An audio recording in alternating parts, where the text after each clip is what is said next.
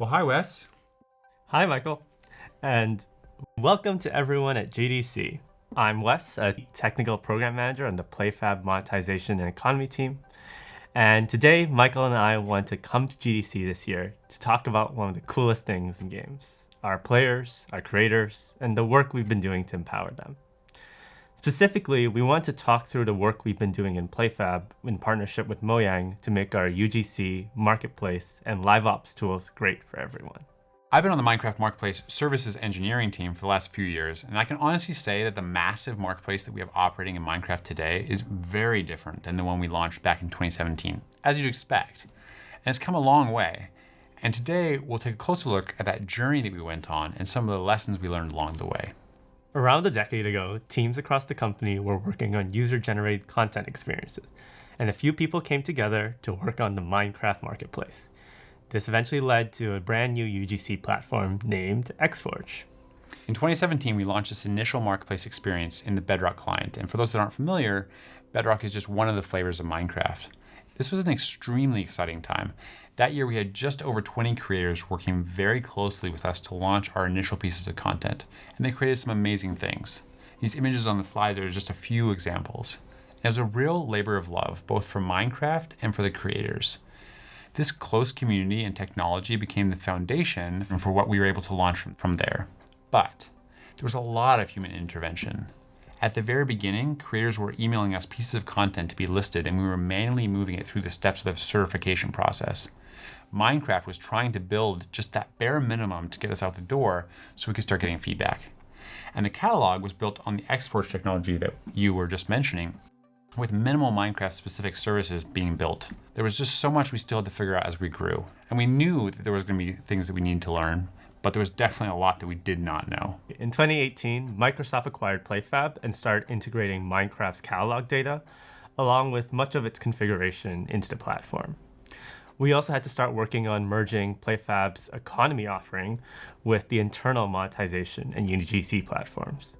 It was going great. Throughout 2018 and then going into 2019, the Creator Partner Program continued to grow, and we incrementally added new features to the marketplace, such as support for searching the ever-growing catalog, or adding an inventory page for players to go view the things that they had purchased, or the ability to rate a piece of content after purchasing it so that people could see, is this a good piece of content or maybe less fun piece of content?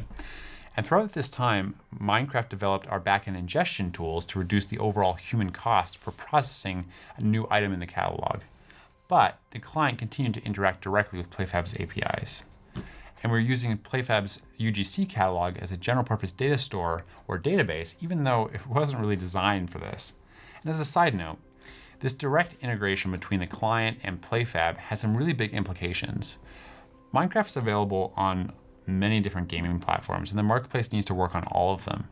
Yet, each platform has a different process for how it's updated and how frequently. For example, mobile platforms tend to be updated much more frequently than, say, another platform might. And as a result, making changes to how we integrate with PlayFab's catalog, such as bug fixes or feature additions, that direct interaction that I was just talking about, was slow and took a long time to roll out. By 2020, the marketplace became so big and global, it became clear we needed to start rethinking some of those technology choices, specifically the lack of backend services that were supporting the marketplace. So we took the next step in this journey and began to develop new services. And the first step was moving a lot of the integration logic between the Minecraft client and the UGC catalog into newly built Minecraft services. Once this first step was complete, we were able to deliver new features without any client changes whatsoever. A couple examples. We built some new search improvements for relevancy, or we added the recommended for you row to the marketplace homepage. This introduction of new services also involved a much closer relationship and partnership with the PlayFab team, as we reevaluated how we were storing data in PlayFab and where we were building our business logic. And over the years, the marketplace continued to grow. More creators joined the partner program. More content was published to the catalog. More unique experiences was created for players. And with over 100 million monthly active players, Minecraft has become one of the most influential games in history. We're truly amazed at how much the marketplace has grown.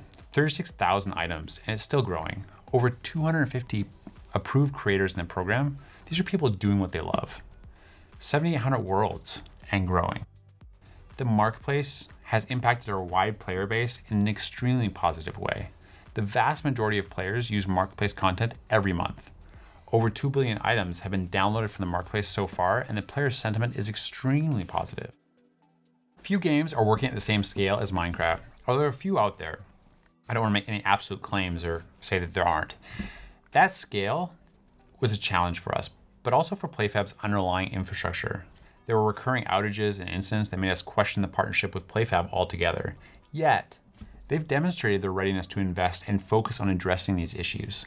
The investments they made over the last few years have demonstrated they are serious about being a world-class service supporting game developers at any scale, whether it's Minecraft's Marketplace the way it exists today, or the next indie game developer during their launch of a new game. These early bumps that I was just talking about are things of the past. It's really incredible to see how much both of their teams and products have grown. Another big challenge we ran into was separation of concerns. How do you balance sole features that your customer needs versus the ones that apply to everyone? There were specialized Minecraft things that were built in the past that we now need to move to the public offering in PlayFab. And now we had to extract what they should control versus what PlayFab handles. In the past, we often also answered the question of who builds this with who has the bandwidth this month. We had to pivot to make better decisions about these things, even if it meant slowing velocity. Some things belong in PlayFab, some things belong with Minecraft, and it became increasingly important to figure out what logic belongs where, while still ensuring our systems worked effectively together. And each step or iteration in this journey, as we grew or ran into issues, it really forced us to re-examine our technology choices. One significant step that I was just talking about was the introduction of Minecraft services back in 2020, which involved a lot of partnership with the PlayFab team. And as this conversation of separation of concerns grew, we now had a place to move Minecraft-specific business logic out of PlayFab. The service architecture also allowed us to iterate independently of the client and to rethink some of those underlying data storage strategies. Yet, for scenarios that made sense in PlayFab, like search, the two teams worked closely together to run experiments to improve the player's experience. And as a result, all PlayFab customers benefit, even teams or games that aren't working this closely with PlayFab. What a great example of how Minecraft is helping to improve PlayFab. Having Minecraft as a customer has really helped us. They flex a lot of services, helped us find gaps, and we've worked together to help fix issues and make the product better. They've pushed us to make sure our product is reliable and comprehensive for everyone. Our marketplace integration is truly cross-platform in part because Minecraft is on pretty much every platform. They've also been a key factor in our feature development and growth. Virtual subscriptions was originally developed to support Minecraft Realms. And just like how PlayFab has matured as a product, Minecraft continues to grow in its content offerings. We spend a lot of time iterating on catalog and search, which still continues today. When you're working with a game that's always looking to improve its player experience and content offerings, you have to make sure you're a platform that can keep up. As Michael and I talked about before, our teams have really grown and improved in how we handle separation of concerns and future feature development for both products. At PlayFab, we're constantly thinking about what tools and services can best help game developers and game teams, and doing it in a way that not only covers a wide area of scenarios, because every game's different, but in a system that is open and flexible and stable, that's perfect to build alongside or on top of. I think one of the big lessons is don't think you need to build it all yourself. Many problems you're facing has been iterated on and solved by many other teams. Seek the help, look for the advice and resources that exists out there. And if you find that you can leverage other systems for common infrastructure or basic features, that gives you time to iterate more on what makes your game special. Exactly. Building a commerce system is hard. Integrating with stores across all of Minecraft's platforms is hard. Relying on PlayFab's integration in all of those places eliminated much of that concern. And this is just an example of what you're just talking about, of not doing this on your own. You may be thinking, Minecraft is huge. They work with a huge team within a big company that is Microsoft. Of course they can work at this scale. Remember, we were a small team with just a handful of engineers along with some business folks and some content reviewers, but we grew from there. It iterated as the requirements changed.